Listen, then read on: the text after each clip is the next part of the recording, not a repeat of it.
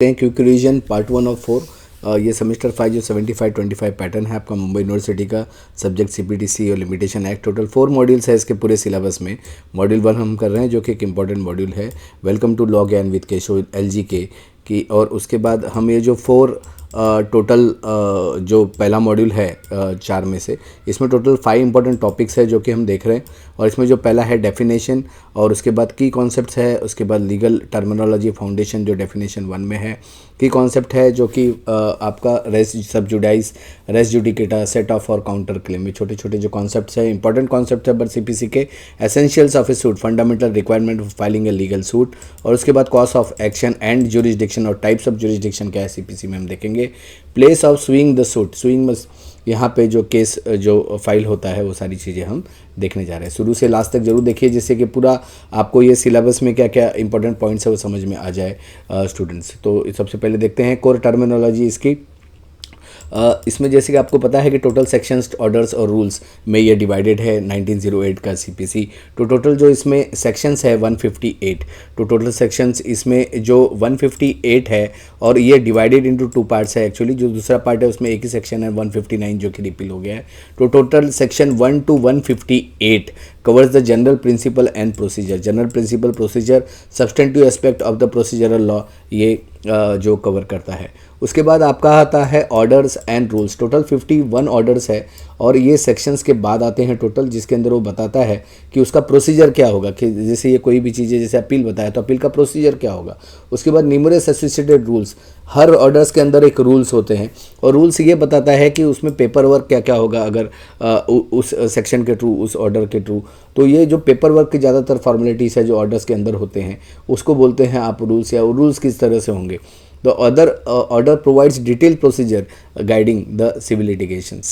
Now, ये this section है govern substantive legal rights and provide legal framework for civil litigation. Orders deal with the specific procedure aspects of a suit. Rules जैसे कि within the order होते हैं, provide detailed steps to implement the procedural aspects outlining order. Let us repeat, 158 sections total, और उसके बाद 51 orders और बहुत सारे उस orders के अंदर rules। तो इसका एक एग्जाम्पल हम देख लेते हैं। जैसे सेक्शन 96 है जो कि बताता है provide the right to appeal. अब उसके जो प्रोसीजर है फॉर फाइलिंग द अपील वो ऑर्डर 41 में दिया हुआ है, और ऑर्डर 41 के रूल 1 में specifies the documents required for filing an appeal. तो इस तरह से सेक्शंस, ऑर्डर्स और रूल्स इसके अंदर होते हैं। कुछ इंपॉर्टेंट डेफिनेशंस हम देख लेते हैं जो कि सेक्शन 2 में, और जो कॉन्सेप्ट्स है जो आपका पार्ट 1 है जो ये मॉड्यूल का, उसके अंदर है। इसे क्वेश्चंस बहुत बार 2 मार्क्स के लिए ज़्यादातर क्वेश्चंस इसके ऊपर से पहले एग्जाम्स में आए हुए हैं। जो CPC के बहुत सारे एग्जाम्स होते हैं दूसरे यूनिवर्सिटी के, मुंबई यूनिवर्सिटी के, उसके अंदर ये जो अगर कॉन्सेप्ट बेस्ड है, क्योंकि CPC के एग्ज़ाम में जो कॉन्सेप्ट दिए वो स्टार्टिंग में सेक्शन 1-2 में दिए हुए हैं। तो इसका शॉर्ट टाइटल जो है कोड ऑफ प्रोसीजर सेक्शन 1 में दिया हुआ है कि इसका जो short title the code of civil procedure code, ये कब से लागू हुआ। Code came into force when January 1, 1901 से ये आया हुआ है। To which areas the codes can not apply, ये the state of Nagaland tribal area unless and the state government specifies. ये डिक्री क्या होता है, decree is a formal expression of an adjudication conclusively determining the rights of the parties in a suit. तो rights of जो party जो suit में decide करता है वो डिक्री करता है। डिफरेंट टाइप्स ऑफ डिक्री क्या है, preliminary decree, final decree, partial preliminary decree और पार्शली फाइनल डिक्रीज। ये सब जो है सेक्शन 2 में दिए हुए हैं। इसके सब सेक्शंस भी है जो कि आप लिख सकते हो। और डिफाइन जजमेंट, जैसे judgment is the statement given by जज, कि जो जजमेंट होता है वो स्टेटमेंट होता है, जज देता है on the grounds of a decree और ऑर्डर। ये सेक्शन 2 में दिया हुआ है। What is an order under the code? Order refers to the formal expression of civil code decision that is not a decree. अब जो डिक्री होता है, डिक्री क्या है कि फॉर्मल एक्सप्रेशन है, adjudication conclusive determine the rights of the parties. इसमें expression करता है कि वो राइट्स ऑफ द पार्टी बताता है। और जो आपका ऑर्डर ये जजमेंट है, जजमेंट में जो है कि स्टेटमेंट जज देते हैं on the grounds of decree और ऑर्डर। डिक्री और ऑर्डर के हिसाब से वो एक जजमेंट देते हैं कि जो तो है कि जज वाला स्टेटमेंट दैट इज जजमेंट, और वो जजमेंट का काम करती है। ऑर्डर क्या होता है? Order refers to the formal expression of civil code decision and that is not a degree. जो डिग्री नहीं है वो ऑर्डर है। यहाँ पे एक्सप्रेशन है कि वो राइट्स ऑफ द पार्टीज़ का, और यहाँ पे ऑर्डर है कि जो कि वो फॉर्मल एक्सप्रेशन देता है। Who is a decree holder? A decree holder is a person in whose favour the decree has been passed और an executable order made. Who is a judgment debtor? Judgment debtor is a person against whom decree और executive order has been passed. तो decree holder एक होता है person जिसके favour में वो decree आई हुई है, और जजमेंट डेप्टर होता है जिसके अगेंस्ट में वो डिग्री आई हुई है। तो डिग्री होल्डर कौन है, जजमेंट डेप्टर कौन है, इससे भी ये पता चल जाता है। ये क्वेश्चंस बहुत बार आया हुआ है अलग अलग एग्जाम्स में। Foreign judgment, a judgment is that judgment of a foreign court, जो फॉरेन कोर्ट के जजमेंट होते हैं उसी को फॉरेन जजमेंट बोलते हैं। सेक्शन 2 सब सेक्शन 6 में दिया हुआ है। What is meant by meant profit? Meant profit refers to the profit received by a person in a wrongful possession of a property, including interest of such profits. Define legal representative. Legal representative is a person who represents the estate of the deceased person in law. What does immovable property include? Movable property में growing crops, growing grass, trees से सारी चीज़ें आ जाती है। और public officer, a public officer includes individual such as जजेस, government officers, officer empower to execute judicial process. एक दो बार आया हुआ है पहले भी काफ़ी एग्जाम्स में। अ पब्लिक ऑफिसर इंक्लूड्स कौन, इंडिविजुअल सच एज जजेस, government officers, officers empower to execute judicial process under CPC। Who is a pleader under the code? Under this code who is a pleader? Pleader is a person entitled to appear and plead for another in court. जो भी दूसरे की मौकिल करेगा या फिर जो वकील, attorney, ये सब जो होते हैं, इंक्लूडिंग एडवोकेट्स एंड अटॉर्नीज, ये जो होता है उनको बोलता है प्लीडर। जो प्लीड करेगा he is a pleader under this code. What does foreign court mean? जैसे कि नाम ही है, foreign court is one located outside India and not established by the central government. जब भी ये क्वेश्चंस इस टाइप के आते हैं 2 मार्क्स के लिए, आप उसके अंदर उसको अपने वर्ड्स में भी बहुत बार एक्सप्लेन कर सकते हो। आप 2 एग्जांपल दे सकते हो जिससे कि आपको 2 to 3 पॉइंट्स आपको रिलेवेंट लिखने हैं, जो कि रिलेवेंट हो, और जैसा क्वेश्चन पूछा है वैसे ही आपको आंसर देना है। What is share in corporation? Including stock, debenture और bonds. What is scope of rules in the code? इसका जो scope दिया हुआ है वो फर्स्ट शेड्यूल और made under section 122 125. What is meant by signed under the code? Signed includes the stamped except in the judgment decree. What is district? District refers to the local limits. Then these are the questions generally they ask for. What does India exclude? तो exclude Jammu and Kashmir, but अभी जो नया जो उनको special provision हटा देने के बाद अब ये भी उसमें इंक्लूड हो गया है। तो what is dismissal of a defeat of a consideration? It includes the definition of decree. What is preliminary decree? A decree where further proceedings are needed to dispose the suit completely. What is final decree? A decree that complete dispose of the suit. What is government? Who is a government pleader? जैसे आप PP बहुत बार बोलते हो। Any officer appointed by the state government to perform the functions under the code is called PP designated 2 subsection 7. Miss and profit क्या होता है? और क्या ये improvement for a wrongful processor को जो उसका इंक्लूड्स प्रॉफिट ड्यू उसका वो भी है क्या? No, it includes profit due to such empowerment. Tribal area कौन से हैं? तो ट्राइबल एरिया जो है गवर्नमेंट ने जनवरी 21 1972 से डिसाइड किए हैं और डिक्लेयर किए हैं, वो है judgment. Define judgment terms of section 33। Judgment is the statement of the court decision of the ground on the decree और order. What is the purpose of section 1? It defines title, commencement and extent of the court. तो इस तरह के जो questions है आप लोगों को आने की संभावना होती है। तो सेक्शन 2 एक बार आप अच्छे से आप लोग देख के जाइएगा। और जैसे फॉरेन डिक्री है, जैसे बताया, decree passed by the foreign court not binding unless recognised. So उसके बाद एक क्वेश्चन आपको आ सकता है कि who defines the jurisdiction of the district? The jurisdiction of district decide by principal civil जज और high court determines the district जज। तो this are some of the important definitions हमने देखे हैं। अब हम मॉड्यूल वाइज जो देखते हैं कि हमने डेफिनेशंस के जो मॉड्यूल 1 है वो लगभग हमने फटाफट देख लिया है।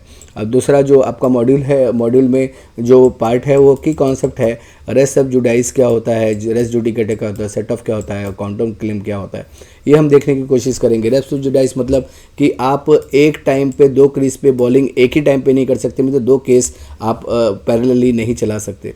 रेस जुडिकेटा मीन्स एक बार जो केस डिसाइड हो गया है तो उसको आप वापस कोर्ट में नहीं ला सकते।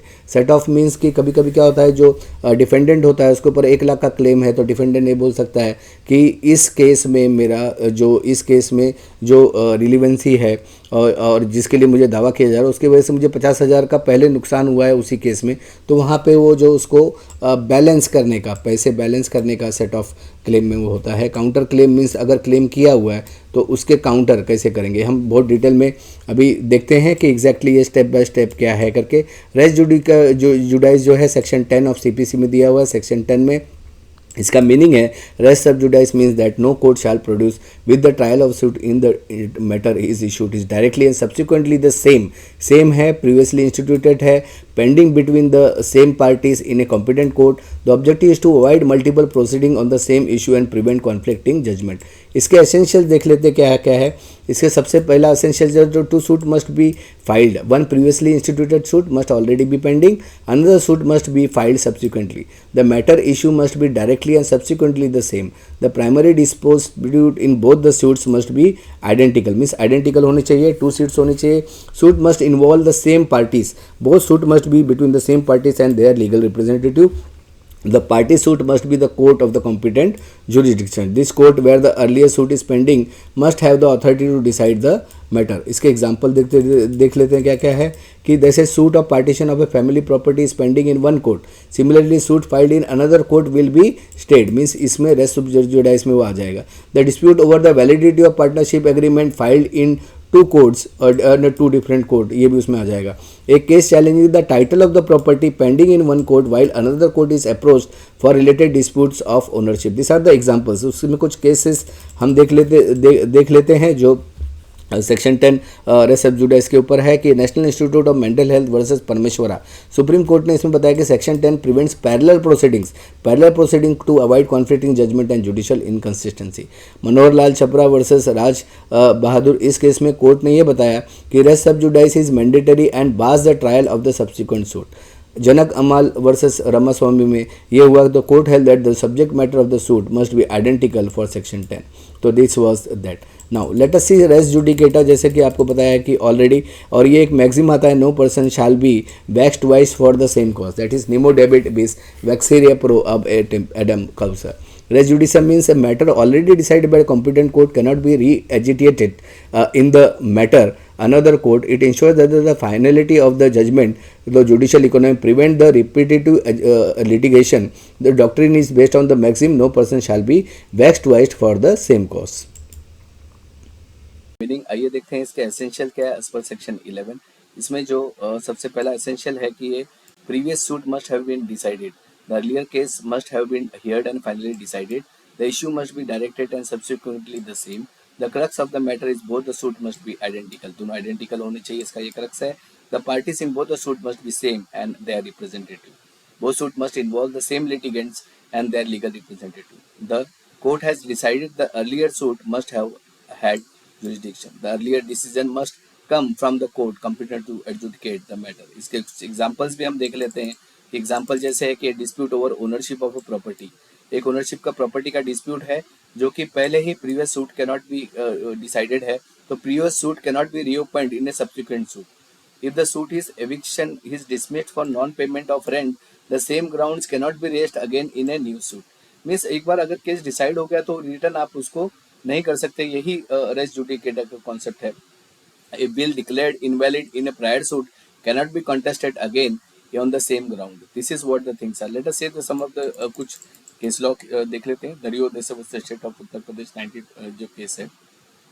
The Supreme Court held that the res judicata applies to both civil suits and writ petition. Means writ petition में भी जो है ये लगेगा. Pritam Singh versus state of Punjab. The court clarified that the once the higher court decides an issue, it operates as a res judicata to the lower court. से precedent set करता है, res judicata set करता है.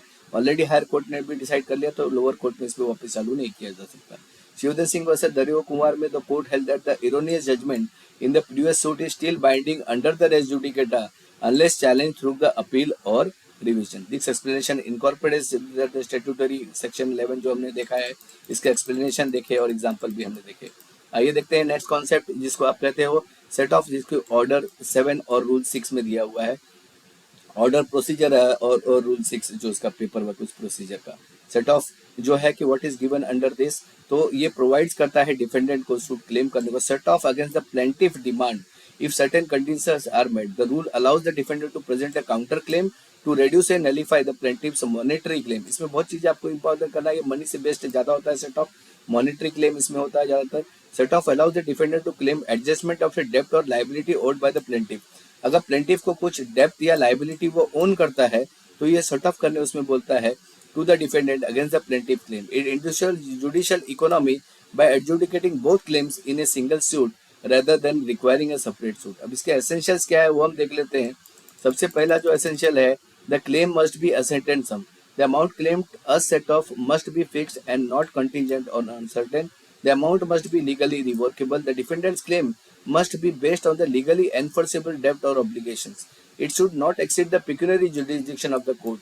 मीन जो हर court का एक pecuniary jurisdiction होता है. जैसे अगर किसी का 50 लाख का पिक्यूनरी जुरिडिक्शन कोर्ट का, तो उसमें वो 55 लाख का जो क्लेम नहीं होना चाहिए. The court must be jurisdiction to entertain both plaintiff claim and defendant set off. तो वो जो जुरिडिक्शन जो है उसका, ये दोनों के लिए वो वैसा होना चाहिए. The claim must be arise from the same transaction of the independent set of arise the same transaction as the plaintiff claim or an unrelated debt owed by the plaintiff. Both parties must feel the same character. इसमें the legal relationship between the parties must be same in the original suit and the claim of the set off. तो ये था set off. इसका कुछ examples हम देख लेते हैं. सेट ऑफ के क्या है जो आपको शॉर्ट नोट पे आने के बहुत बार आते हैं, या 2 मार्क्स के लिए भी आपको आता है, तो आपको एक्सप्लेन करना होता है. इसको 2 एग्जांपल्स भी आप लिख सकते हो अगर 2 मार्क्स के लिए आए तो. जैसे plaintiff sues the defendant for ₹1 lakh, but the defendant owes ₹50,000 for the goods sold to the plaintiff. The defendant can claim set off of ₹50,000. उसी तरह से a landlord sues the unpaid rent and tenant claims a set off of ₹20,000 spent on necessary repairs. Supplier sues the business ₹2 lakhs and business claims set off of ₹1 lakh due to defective goods. एक student पूछ रहे हैं कि generally स्यू का मतलब क्या होता है. जनरली सिविल केस में आप स्यू करते हो, आप कंप्लेंट नहीं करते हो. किसी को अगर फाइल करते हो केस तो उसको स्यू बोलते हैं, SUES. Okay, next case law.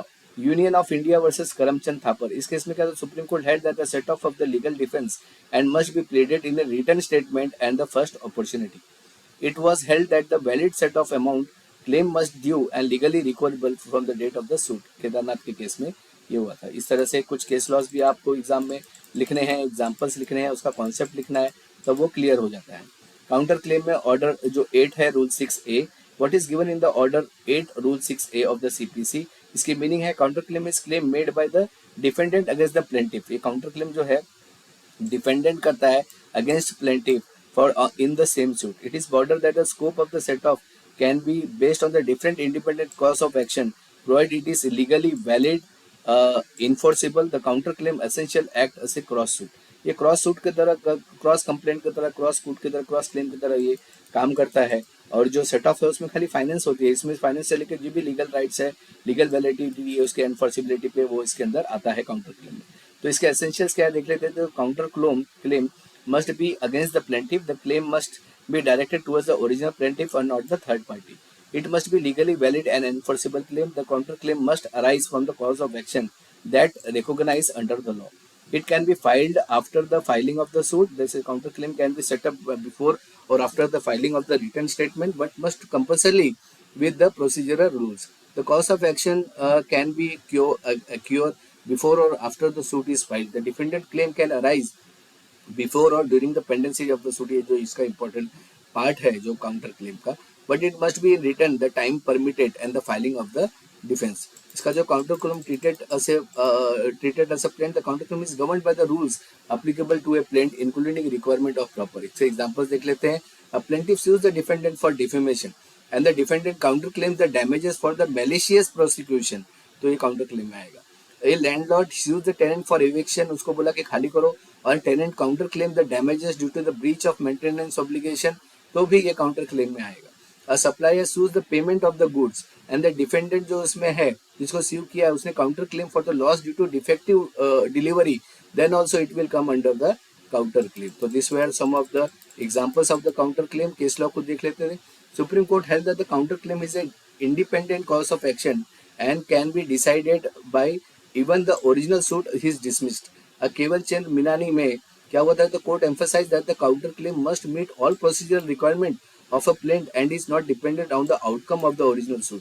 तो ओरिजिनल सूट के आउटकम पे वो डिपेंड नहीं करता है counter claim. Ashok Kumar versus Karra में it was held that the counter claim can be filed even after the written statement provided is within the prescribed limit. तो this was about the counter claim. तो counter claim को अगर उसका comprehensive explanation अगर आप चाहते हैं तो ये इंडिपेंडेंट कॉज ऑफ एक्शन है, treated as a cross suit and judgment of on both the claims ये होता है. तो फाइलिंग ऑफ द काउंटर, इसके जो प्रोविजन इंपॉर्टेंट है कि filing of the counter claim, जिसके एग्जांपल हमने देखे कि SUP for the breach of contract. B files counterclaim alleging A failed to fulfill another part of the contract. 6 5 lakh damages. Counterclaim can be treated as a cross suit. ये भी दिया हुआ है order 8 rule 6 ए के सब clause 2 में. Right to plaintiff to reply. The plaintiff may file a reply to counterclaim within the stipulated by the court. If no reply is filed, the court may proceed to adjudicate the counterclaim based on the available evidence. Set of जो है distinguish from A counter claim और set of में थोड़ा सा फर्क होता है कि while set of claim his defended the adjust the depth of against the plaintiff claim. Counter claim में क्या होता है कि ब्रॉडर कॉन्सेप्ट है में इन्वॉल्व अनएलिटेड एलिमेंट. जैसे कि सेट ऑफ जो है कि A sues B for ₹1 lakh. B claims A owes ₹50,000 and seek adjustment. This is a set off. Counter claim में क्या होता है? A sues B for ₹1 lakh for the breach of contract.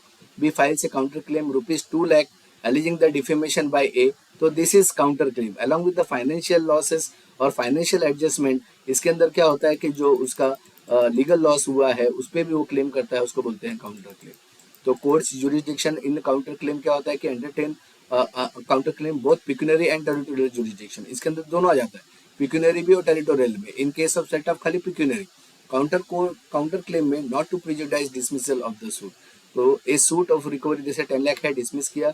B counter claims 5 lakhs will be still be decided on its merit.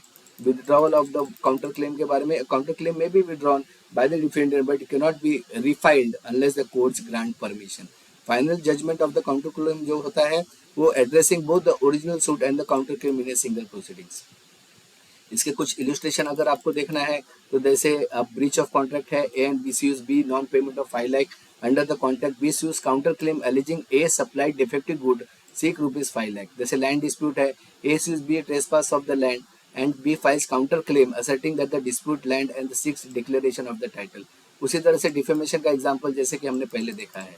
तो this are the things which the illustrated. आप एक दो case law भी इसके ऊपर लिख सकते हैं. जैसे रमेश चंद्र अधर्वित में अनिल पजवान में क्या होता है, court emphasize that the counter claim may arise on the same transaction as the plaintiff suit. तो इस तरह के एक दो केस लॉ भी आप अपने आंसर में लिख सकते हैं. एडवांटेज ऑफ काउंटर क्लेम है कि एफिशिएंसी है, avoid multiplicity and judicial economy में ये बहुत इंपॉर्टेंट रोल प्ले करता है. आइए देखते हैं कुछ एग्जाम्पल तो कुछ difference between set of and counter claim. इसका जो नेचर है एडजस्टमेंट ऑफ म्यूचुअल डेप्ट है सेट ऑफ का. काउंटर क्लेम में independent claim of the dependent है और scope of set of is limited to the monetary claim, whereas in case of counter claim can include any legal claim. Link of the link to suit must relate to the same transaction of the as the plaintiff claim in case of set off. और counter claim में मे और may not arise from the same transactions. जैसे उसका defamation का उसमें लगा दिया उसने तो उसमें काउंटर क्लेम कर सकता है. Jurisdiction must fall within the pecuniary jurisdiction of the court. In case of counter claim, independent jurisdiction is required. तो this is was all about the set of counter claim.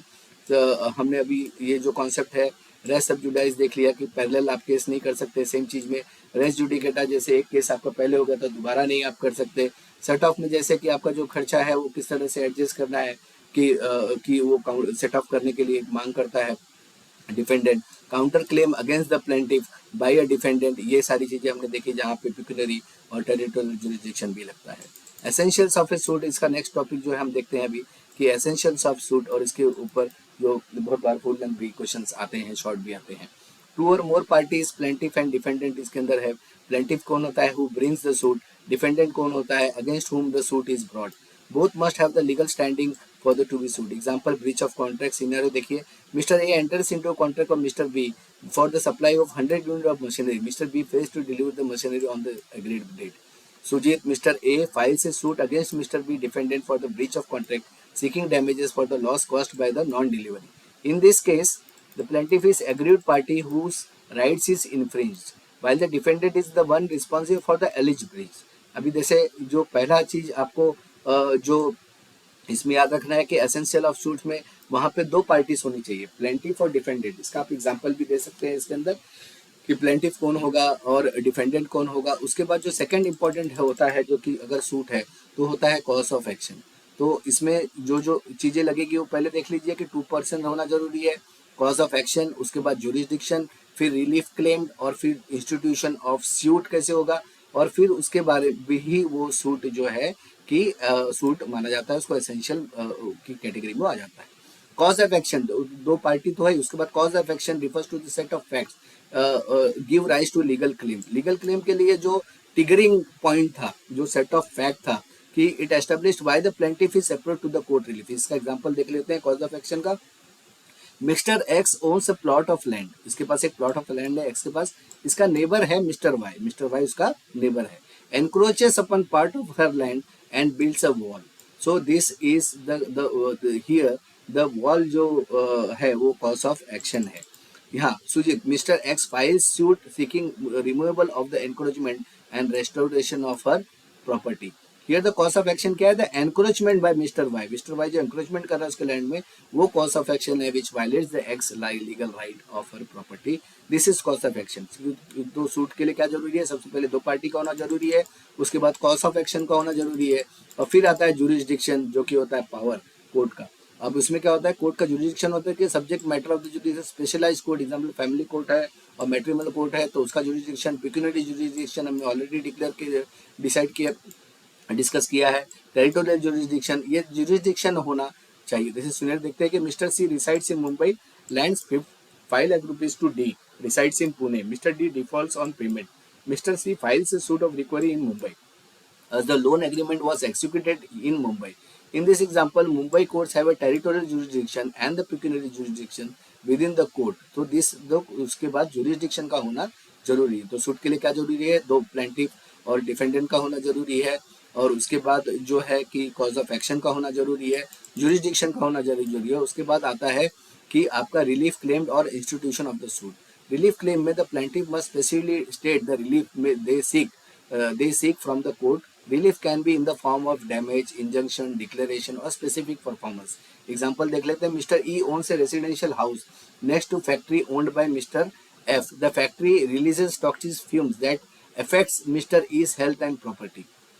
तो यहाँ पे ई file कर सकता है suit seeking injunction means stay to restrain mister F from operating the factory in a manner that causes a nuisance. In this case, relief claimed in the order from the court to stop the nuisance caused by the defendant. So relief claim क्या है कि आप claim क्या कर रहे हो, आप prayer क्या है आपका, वो बहुत जरूरी होता है। तो जैसे तो पार्टी का होना जरूरी है, कॉज ऑफ एक्शन का होना जरूरी है, जुरिस्डिक्शन का होना जरूरी है, उसी तरह से आपका प्रेयर जो क्लेम कर रहे हैं, रिलीफ जो क्लेम कर रहे हैं वो सूट में होना जरूरी है। अब ये institution of suit, suit is initiated by filing a plaint बोलते हैं जिसको आप इनिशिएट करते हो application, which is formal document detailing the plaintiff's claim. The defendant must disclose the cause of action, post jurisdiction and relief solve.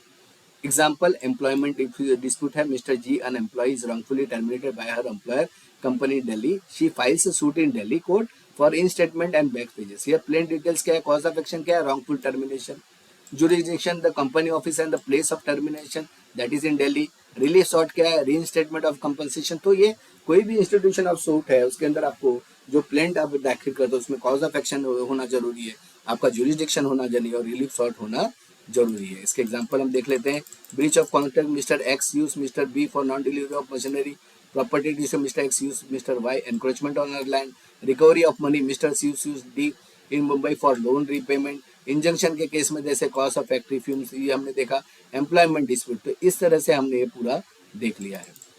अब देखिए हमने definition पूरा कर लिया, टर्मिनोलॉजी पूरी कर ली, की कॉन्सेप्ट हमने देख लिया, एसेंशियल ऑफ सूट कर देख लिया हमने।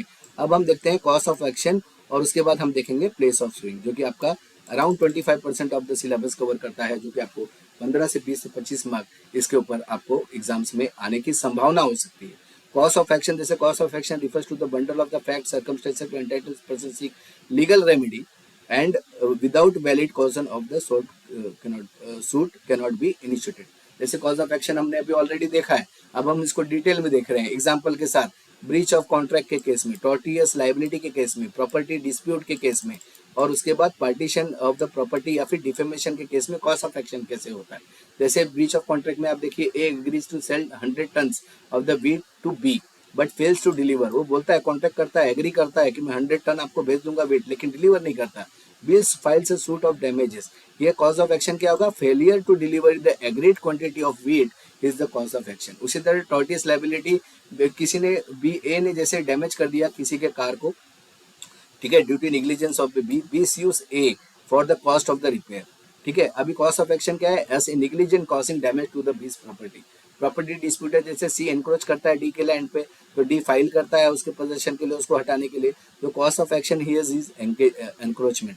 तो जो भी गलत चीजें हो रही है, स्टार्टिंग पॉइंट जो हो रहा है जहां से, तो वो होता है कॉज ऑफ एक्शन, और जो गलत हो रहा है वो भी होता है कॉज ऑफ एक्शन, लेकिन जो स्टार्टिंग पॉइंट है वो होता है कॉज ऑफ एक्शन। जैसे डिफेमेशन है, publication false defamatory statement about G in the newspaper, G receives F for the damage. या कॉज ऑफ एक्शन क्या है, पब्लिकेशन जो गलत हुआ है, publication of defamatory material harming G's reputation. अब ये टाइप्स ऑफ जुरिस्डिक्शन देख लेते हैं हम कि ये कितने टाइप्स के हैं जो कोड में आपके सब्जेक्ट मैटर जुरिस्डिक्शन होता है, territorial jurisdiction, pecuniary jurisdiction, original jurisdiction, appellate jurisdiction, special jurisdiction, internet जो इनहेरेंट जुरिस्डिक्शन, उसके बाद एक्सक्लूशन ऑफ द जुरिस्डिक्शन क्या है वो हम इसमें कोड में हम देखने वाले हैं। तो इसको इन शॉर्ट पहले सबसे पहले देखते हैं सब्जेक्ट मैटर जुरिस्डिक्शन। जैसे ये डिटरमाइन करता है nature of the case, example matrimonial dispute of family court में, ठीक है। तो टेरिटोरियल जुरिस्डिक्शन है, determines by the geographical location of the parties or the cause of action, example property dispute filed in the court where the property is situated. Pecuniary jurisdiction based on the monetary value of the claim, example small cause court जो है claims below 1 lakh. Original jurisdiction court hear the case for the first time, that is high court. Appellate jurisdiction where the court hears the decision from the lower court. Original jurisdiction appellate जहाँ पे appeal होता है, original जहाँ से case arise होता है, pecuniary means जहाँ पे जुरिस्डिक्शन मीन्स जहाँ पे मॉनेटरी वैल्यू का है, टेरिटोरियल मीन्स उसका लोकेशन पे बेस्ड है, सब्जेक्ट मैटर मीन्स जैसे फैमिली मैटर है या क्रिमिनल या जो रिट्स के मैटर है, ये टाइप्स ऑफ मैटर सिविल में भी बहुत, जैसे टॉर्ट के मैटर है या फिर कंज्यूमर के मैटर है, उस तरह से जो उसका subject matter jurisdiction. Special jurisdiction means special court for the specific type of cases, जैसे NCLT for the corporation insolvency. Inherent jurisdiction is the court acting to ensure just beyond the statutory provisions, और उसी तरह से exclusive jurisdiction. तो ये different types of jurisdiction है, इसको detail में भी आप देख सकते हैं। सब्जेक्ट मैटर हो गया, maternity dispute, insolvency cases, consumer dispute, election dispute, ये सब जो हो गए सब्जेक्ट मैटर डिस्प्यूट, और लैंड रेवेन्यू डिस्प्यूट केसेस, ये सब्जेक्ट मैटर डिस्प्यूट के कैटेगरी में आते हैं। टेरिटोरियल जुरिस्डिक्शन में जैसे ब्रीच ऑफ कॉन्ट्रैक्ट हो गया, तो contract executed in Delhi but breaches occurs in Mumbai, the suit can be filed in either city. Property dispute जैसे हो गया टेरिटोरियल जुरिस्डिक्शन में, लैंड डिस्प्यूट जो है कि पूना में है, civil court Pune has the territorial jurisdiction. Defamation के केस में उसी तरह से अगर बेंगलुरु में डिफेमेशन हुआ है तो केस कैन बी, और जो उसको पब्लिश चेन्नई में हुआ है तो चेन्नई या बेंगलुरु दोनों में से कहीं भी वो केस फाइल किया जा सकता है। इसी तरह से जो लोन डिस्प्यूट है, समझ लीजिए आपकी लोन डिस्प्यूट में कि loan agreement is signed in Kolkata and the borrowed defaulter is in Jaipur, in this case also either Kolkata और जयपुर। और उसके बाद पिक्यूनरी जुरिस्डिक्शन हम देख लेते हैं, इसके कुछ एग्जांपल्स, जैसे स्मॉल क्लेम है या रिकवरी ऑफ मनी है, हाई वैल्यू है या कंज्यूमर डिस्प्यूट है, कमर्शियल केसेस है। तो ऐसे में जो पिक्यूनरी जुरिस्डिक्शन है, जैसे स्मॉल क्लेम है कि फाइल से suit for 50,000 against be in A small cost court jurisdiction, वहाँ पे क्लेम अप टू ₹1 लाख, तो वहाँ पे वो कर सकता है। रिकवरी ऑफ मनी जैसे 10 लाख का है तो district court with jurisdiction of cases 5 lakh to 1 crore can try this case. तो उसी तरह से जो उसका पिक्यूनरी जुरिस्डिक्शन है, जो पैसे पे डिपेंड करता है कि कितने पैसे तक का उस केस में केस चल सकता है, वो उसका पिक्यूनरी जुरिस्डिक्शन में आता है। ओरिजिनल एपिलेट जुरिस्डिक्शन में, जैसे ओरिजिनल जुरिस्डिक्शन में जहाँ केस पहली बार अराइज होगा, जैसे हाई कोर्ट में suit for the 5 crore directly तो ओरिजिनल जुरिस्डिक्शन है। फैमिली कोर्ट में कोई कस्टडी ऑफ द चाइल्ड है तो उसका ओरिजिनल जुरिस्डिक्शन फैमिली कोर्ट है। डिस्ट्रिक्ट कोर्ट में फाइल से सूट फॉर 10 लाख रुपये breach of the contract Delhi, उसका ओरिजिनल जुरिस्डिक्शन। उसी तरह से एपिलेट जुरिस्डिक्शन होता है जहाँ पे लोअर कोर्ट में जाने के बाद अपर कोर्ट में जाता है, जैसे supreme court is the highest appellate court. तो उसके बाद इसके बाद जितने भी चैलेंजेस है वो आ सकते हैं। स्पेशल जुरिस्डिक्शन उसका जैसे कोर्ट वाले ओरिजिनल जुरिस्डिक्शन वाले, जैसे कंज्यूमर डिस्प्यूट हो गया या टैक्स डिस्प्यूट हो गया तो टैक्स अपीलेट ट्रिब्यूनल है, लेबर डिस्प्यूट हो गया तो लेबर कोर्ट है। तो this are the original courts where the court first time जब केस फाइल करेंगे तो आपको ओरिजिनल जुरिस्डिक्शन में फाइल करना होता है, और सेकंड टाइम जब आप करते हो तो आप अपीलेट जुरिस्डिक्शन में जाते हो, ये आपको ध्यान में रखना है। इनहेरेंट जुरिस्डिक्शन जैसे temporary injunction, adjournment, appointment of receiver, correction of errors, ये सारी चीजें इनहेरेंट जुरिस्डिक्शन के तहत आती है। तो जुरिस्डिक्शन पे जब आता है तो आपको एनी 3 जो अच्छे पॉइंट्स आपको 10 to 15 जो आपको आते हैं वो आप लिख सकते हैं। उसी तरह से अगर जुरिस्डिक्शन की बात करें, एक्सक्लूजन ऑफ जुरिस्डिक्शन, जैसे industrial dispute, civil court can not entertain the matter falling under the dispute act as it is within the jurisdiction of the labor court। तो एक्सक्लूशन के कौन सा जुरिस्डिक्शन नहीं लगेगा, जैसे इलेक्शन मैटर है, a civil court cannot try the cases related to election dispute as there is a deal with the election tribunals।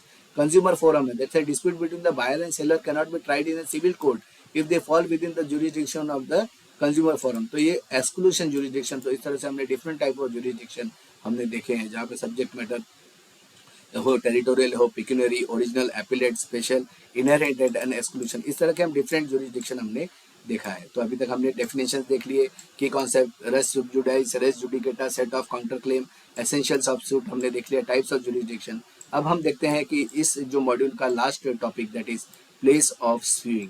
तो place of swing में अगर आप देखते हो कि कॉम्प्रिहेंसिव ओवरव्यू अगर इसका आप लेंगे तो इसमें क्या होता है कि determine the appropriate place of suing civil matter, section 15 से 25 सीपीसी का गाइड करता है कि suit can be initiated based on the factor, subject matter उसमें होता है, location of the parties, cause of action and convenience, this aim to ensure the justice is administered efficiently, conveniently and fairly. तो इसके जो की concept हम देख लेते हैं।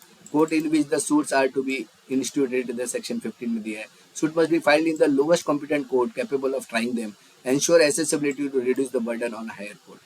If the value of the suits, for example देखते हैं कि 50,000 है, subordinate court has a jurisdiction up to 1 lakh in the suit, should be filed in the subordinate court, no lower court में, upper court में नहीं आना कि original jurisdiction वहाँ पे इसका लगता है।